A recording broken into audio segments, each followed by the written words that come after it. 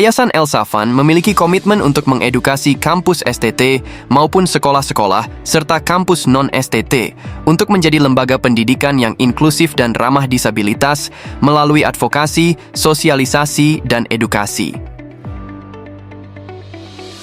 Kebetulan, tapi semua oleh karena kasih dan rancangan Tuhan, sehingga kita boleh dipertemukan dengan tidak kurang suatu apapun. Mari kita mensyukuri kebaikan Tuhan dalam kehidupan kita. Saja kita semua untuk mengambil waktu hening sejenak. Kita mensyukuri secara khusus hari ini apa yang sudah Tuhan berikan untuk kita, apa yang sudah Tuhan lakukan, dan yang terpenting apa yang sudah kita lakukan untuk Tuhan dalam kehidupan kita. Sudahkah kita menyenangkan hati Tuhan? Atau adakah hal-hal yang secara sengaja maupun tidak sengaja yang kita lakukan yang tidak berkenan di hadapan Tuhan? Mari kita bawa itu di hadapan Tuhan. Kita datang dengan segala kerendahan hati.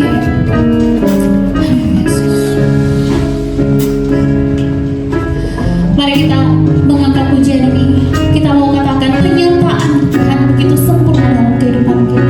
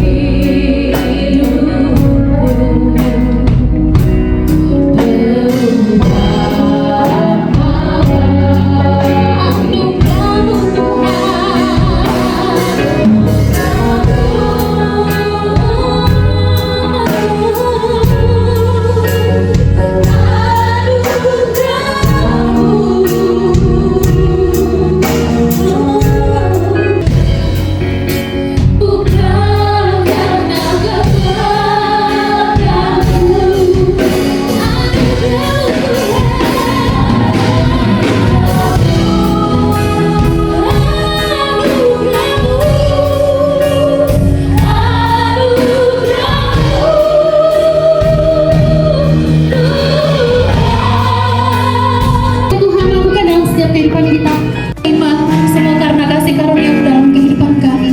Kau layak menerima setiap pujian penyembahan, Kau layak menerima setiap hormat pengagungan kemuliaan Bapa. Karena kami percaya Tuhan, kami sama sekali tidak ada apa-apanya, tapi oleh kasih karunia kami boleh dilayakkan, kami boleh diberi kesempatan untuk datang kepadamu melalui pujian, melalui penyembahan. Terima kasih Bapa, terima kasih Tuhan Yesus. Sungguh terbukti bahwa kami boleh menyembah di dalam roh dan kebenaran. Kami boleh merasakan hadirat Tuhan melalui ibadah ini. Dalam nama Yesus, haleluya, amin.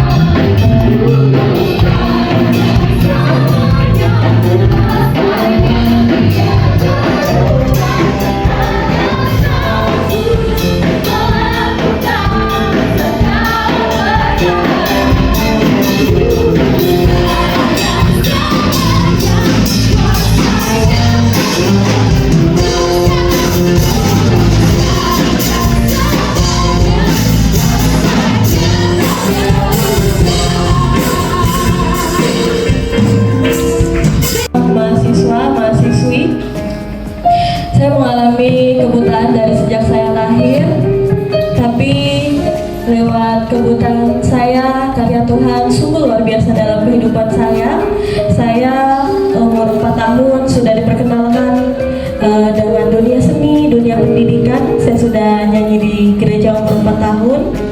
Dan Bapak Ibu, orang tua saya juga, keluarga-keluarga saya pasti berpikir kalau tunanetra itu nggak bisa apa-apa. Tapi seiring berjalannya waktu, saya dimasukkan ke SLB, terus umur 11 tahun saya sudah mengikuti paduan Berlin, Jerman. Orang tua saya semakin terbuka mata hatinya, dan setelah orang tua saya di Jakarta ini, di Jawa ini, mereka sempat tinggal saya karena mungkin kalau bawa saya repot kali.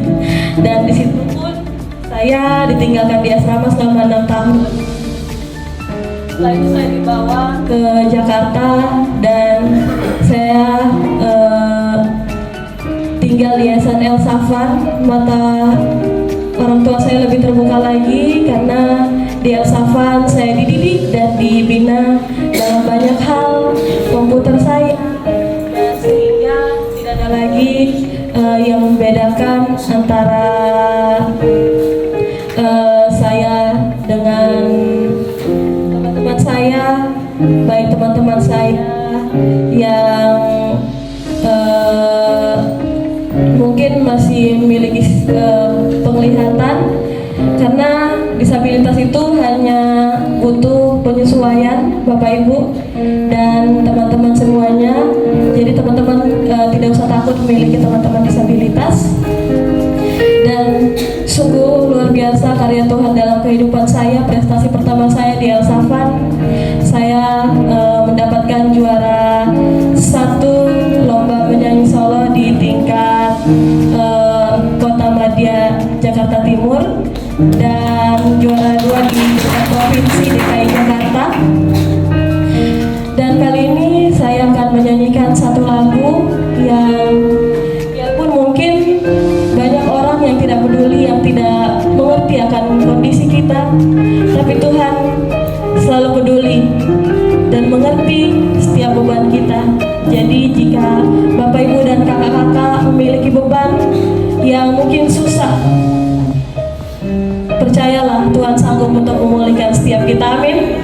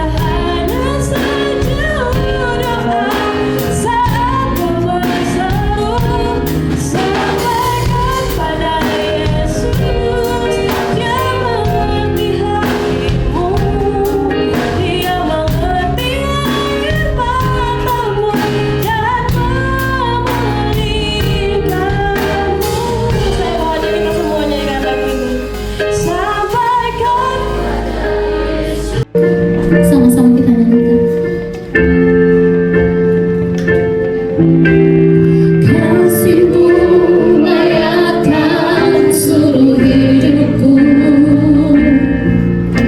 mampukanku melakukan yang Kau inginkan. Tak bisa ku terlepas, Kau menggenggam tanganku, ingin lebih mengenal pribadi-Mu. Kasih-Mu layakkan seluruh hidupku, mampukan ku melakukan yang Kau inginkan. Tak bisa ku terlepas, Kau menggenggam tanganku, ingin lebih mengenal pribadi-Mu.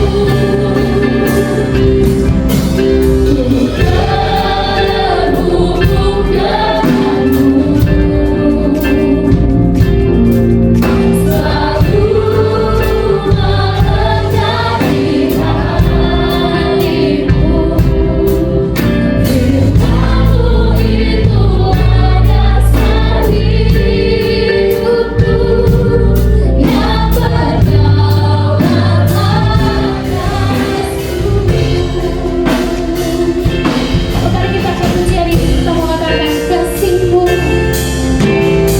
kasih-Mu.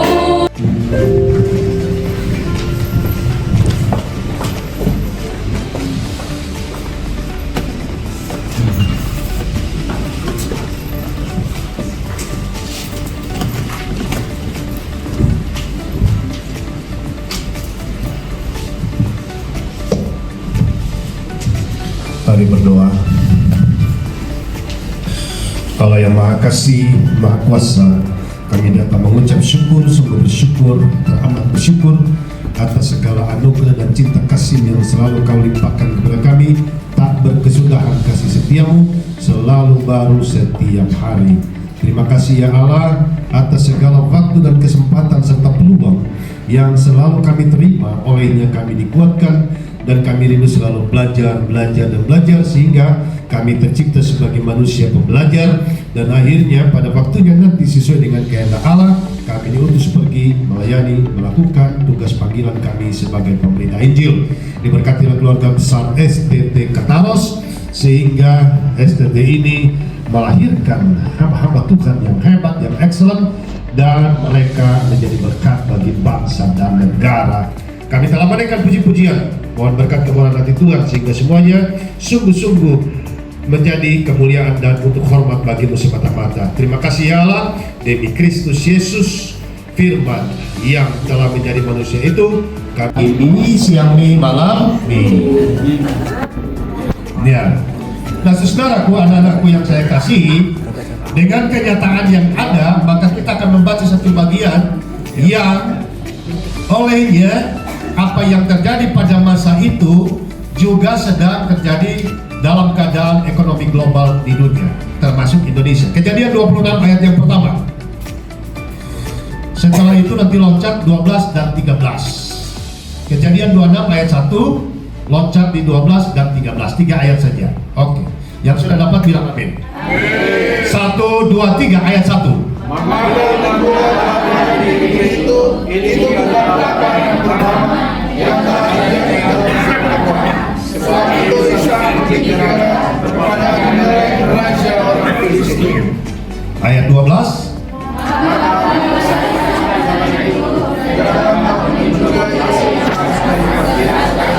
Ia diberkati dan orang itu menjadi kaya, bahkan sehingga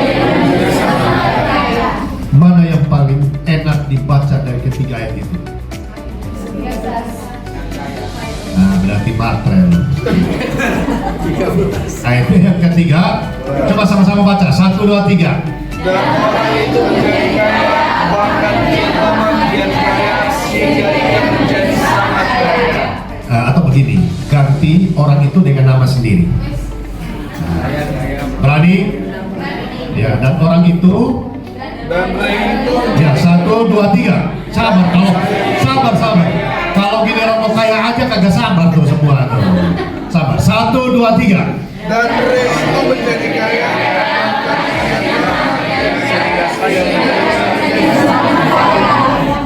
Amin, apa amin? Oh, jangan amin dulu, sama tahu kita cuma bermimpi. Gitu ya. Nah, saudaraku, kualitas dan inklusif dalam kehidupannya. Amin. Kapan terakhir didoain pakai tuanya? Oh, nggak pernah doain ketua itu loh. Padahal ketua tiap hari cari duit loh untuk kata Ros. Amin apa amin? Iya dong. Ya. Doanya baik apa buruk tuh? Baik. Jangan-jangan ada yang doa Tuhan kirim harimau. Ishak pergi ke mana? Ke satu tempat yang sedang mengalami krisis besar, krisis pangan, krisis ekonomi. Saya percaya kalau saya ngobrol sama Pak Ketua, akhir-akhir ini lepas COVID, kita memang lembaga-lembaga sejenis ini, yayasan memang sedang mengalami goncangan. Lalu kalau sedang mengalami goncangan, kita mau apa, saudara?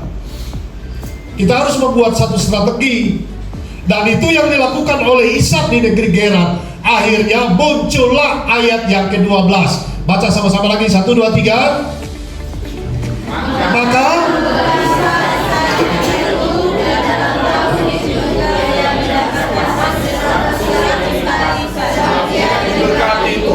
di tanah yang sedang mengalami krisis, di tempat yang sedang tidak ada peluang, di mana satu wilayah yang orang-orangnya sedang putus asa, kecewa, demonstrasi, Ishak anak orang beriman. Dengan iman yang ada pada dia, maka Ishak tidak berdiam diri. Apa yang dilakukan oleh Ishak?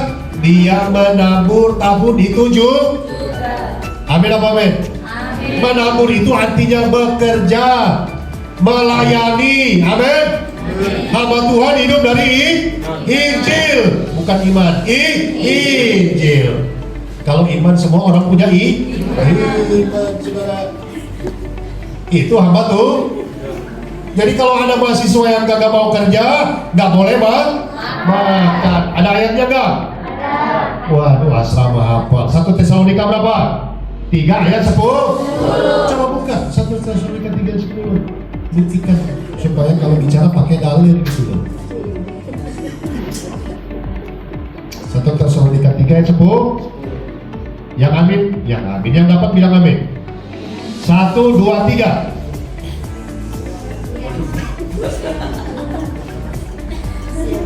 1, 2, 3. 1 Tesalonika 3, 10. 1, 2, 3. Saya kasih 100.000. Berapa? Ini 620 butir. Jagung itu antara 600 sampai 700 butir kalau yang besar panjang begini. Tapi ada jagung Madura yang pendek 300 sampai 400 butir. Loh kok Pak Pendeta tahu? Karena saya petani jagung, saudara. Amin. Amin. Nah, ini harganya berapa? Satu begini 5.000.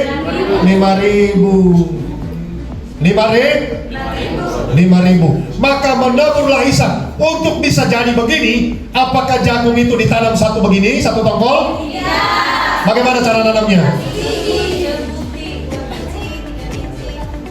Satu butir kalau ditanam menjadi satu pohon. Artinya kalau jagung ini kemudian dia sudah tua, kita jemur, kita keluarkan dari tongkolnya, dan kemudian kita tanam, akan berubah menjadi berapa? 620 pohon. Satu pohon rata-rata jagung berapa? Berapa tongkol? 2 sampai 3. Katakanlah 2. 620 kali 2 berapa? Coba pakai kalkulator. 1.000. Coba diulangi ya. 620 dikali 2. 1.240 tongkol. Satu tongkol begini berapa? 5.000 kali 1.260 berapa? Berapa? 1.200.000. No. Berapa? 6 juta. Berapa? 1.260 dikali 5.000 berapa? Nah, hari ini kita mau belajar ya. Slide pertama saya bisa dimunculkan. Basis kita Undang-Undang Nomor 8 Tahun 2016 tentang penyandang disabilitas. Agar linear apa yang sudah kita baca dalam Alkitab, Kejadian 26 ayat 1, 12 dan 13. Dan sekarang kita mau belajar khusus tentang apa dan siapa penyandang disabilitas itu, agar kalian yang kelak ke depan ada yang akan menjadi guru, amin. Ada yang akan menjadi gembala, amin. Ada yang akan menjadi aktivis gereja, amin. Ada yang akan menjadi apa saja, maka ketika kalian terjun di lapangan, kalian sudah punya bekal ilmu tentang dunia disabilitas. Slide pertama sudah muncul. Kita baca sama-sama definisi apa penyandang disabilitas. 1, 2, 3.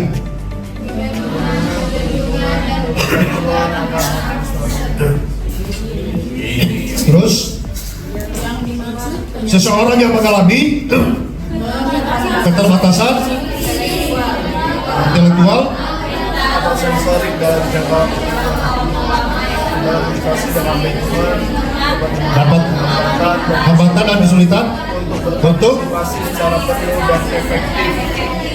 Nah, ada 3 kata kunci definisi Undang-Undang Nomor 8 Tahun 2016 tentang penyandang disabilitas, bahwa dengan 3 kata kunci ini maka dia bisa dikategorikan sebagai seorang disabilitas. Disabilitas itu kadang-kadang kita mengerti kalau dia buta seperti Pak Pendeta, kalau dia lumpuh kursi roda, atau kalau dia pakai alat bantu dengar, atau kalau dia telanjang jalan-jalan di jalanan, disebut sebagai apa? Disabilitas mental atau orang dengan gangguan jiwa. Tapi menurut definisi ini ada 3 kriteria. Yang pertama, seseorang yang mengalami hambatan. Yang kedua, seseorang yang mengalami kesulitan. Dan yang ketiga, seseorang yang mengalami keterbatasan.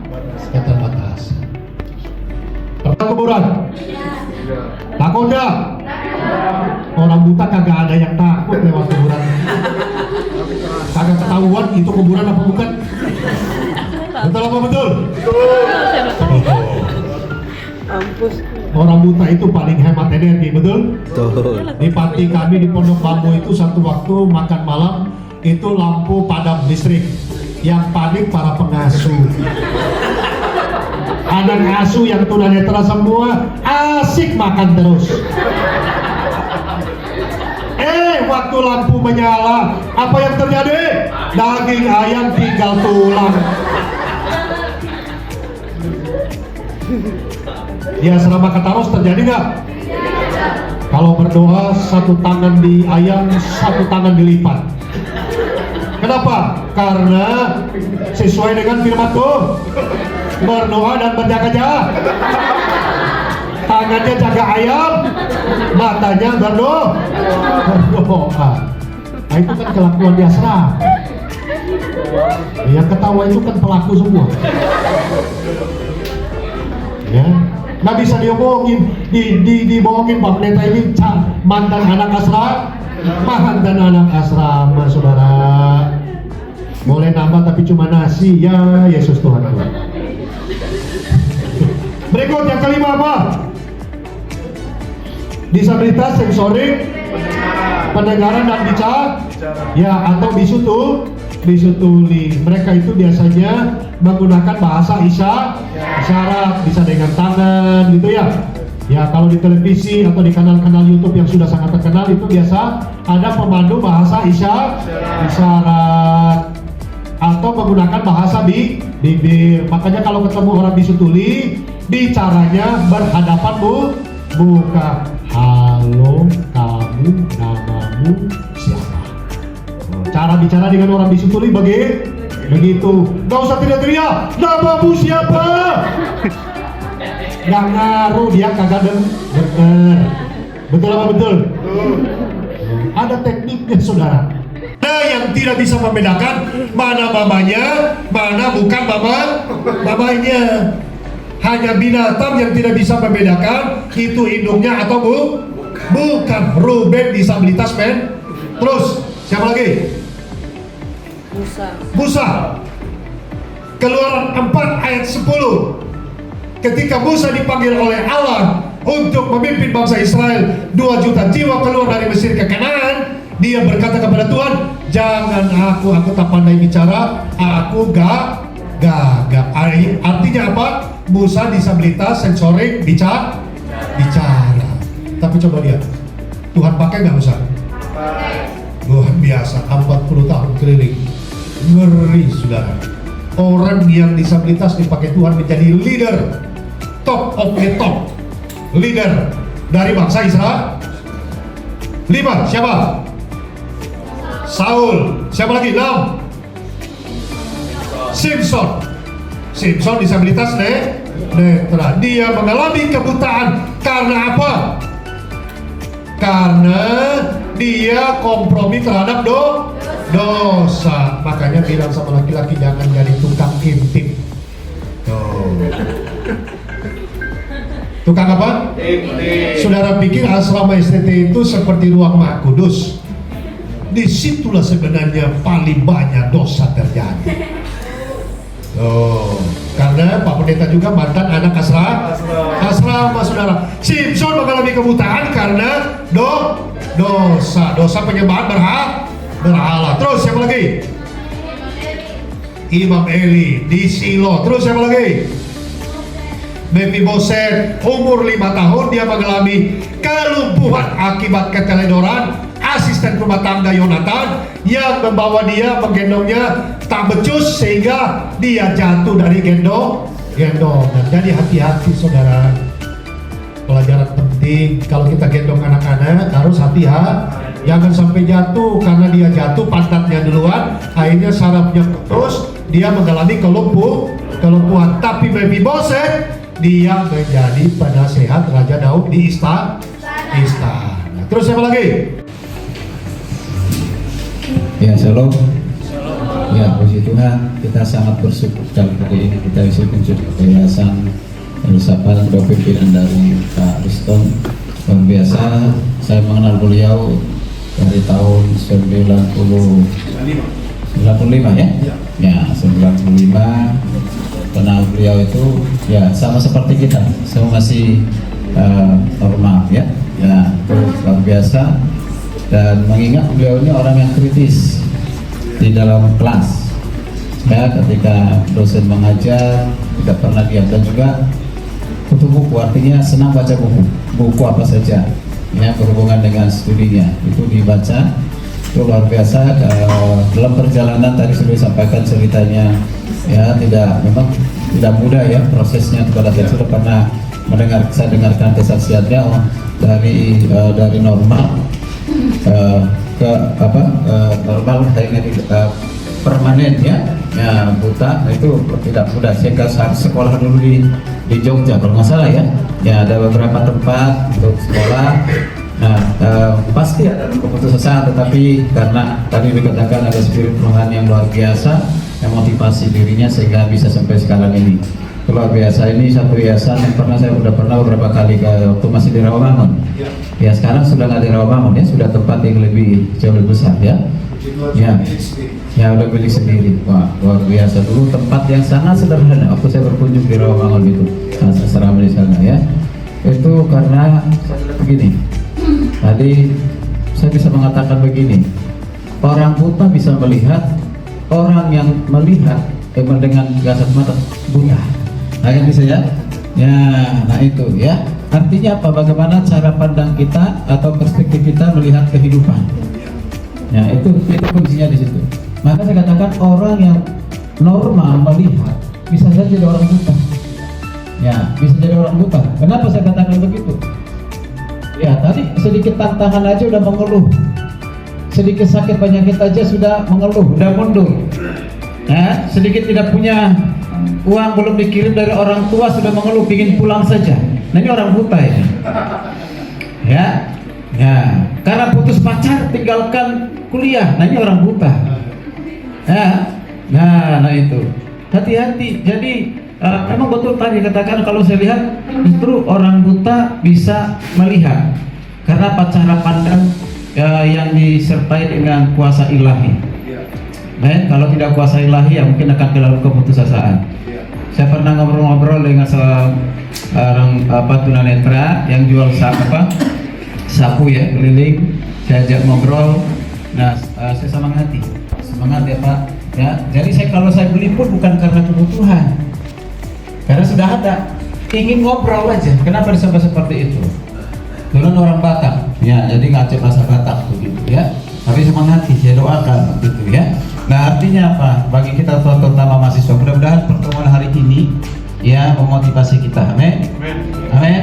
Ya, motivasi mendorong kita kalau Pak Suster, Pak Pendeta bisa seperti itu. Apalagi saya juga akan pakai Tuhan yang sama, Tuhan yang Ishak, Tuhan yang Pak Kristen, Tuhan yang kita, Tuhan yang Abraham, Ishak, yang Tuhan yang sama. Ya, tergantung bagaimana cara pandang kita. Ya, cara pandang kita itu luar biasa. Ya, jadi beliau salah satu saksi hidup saya mulai dari awal ketika saya mau bergabung di pelayanan di Setia Agapes. Itu dulu masih di tempat kos-kosan, 2 kos-kosan digabung, 1 kos-kosan, lalu digabung lagi. Di situ semua, di situ ruangan rektornya, ruangan saya, di situ ruangan kuliahnya.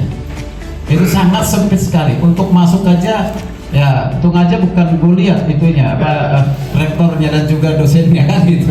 Ya kalau nggak muat gitu, duduk aja nggak muat gitu. Gimana mahasiswanya? Nah itu. Tapi Tuhan proses, itu luar biasa. Ya, proses luar biasa. Artinya kita harus siap diproses. Amin. Amin. Jadi harapan saya terutama kepada mahasiswa yang sedang mengikuti pendidikan di sini, jangan gampang mengeluh, jangan gampang menyerah. Kalau ada sarana fasilitas yang Tuhan berikan kepada kita, terima dan lakukan dengan sukacita. Amin. Jangan langsung ada sesuatu yang besar, ingin bebas. Yang terutama anak-anak kita di asrama ini. Tadi kalau dikatakan di asrama itu bisa saja jatuh dalam dosa, betul. Tapi sekaligus saya mengatakan asrama itu adalah surga, kos itu dalam tanda kutip bisa neraka. Betul tidak? Ya. Kenapa? Karena di asrama itu adalah tempat, di situ ada pujian penyembahan, di situ ada doa, di situ ada firman. Itu sesuatu yang akan kita kerjakan, kita lakukan nanti di surga. Berarti latihan. Ya, latihan. Di tempat kos belum tentu ada seperti itu. Paradigma baru dapat terbentuk setelah adanya komunikasi interaksi dan kehadiran secara fisik komunitas disabilitas untuk mencerahkan dan mengajak komunitas lainnya bersatu padu menolak stigma, bully, persekusi ataupun persepsi negatif serta diskriminasi terhadap disabilitas.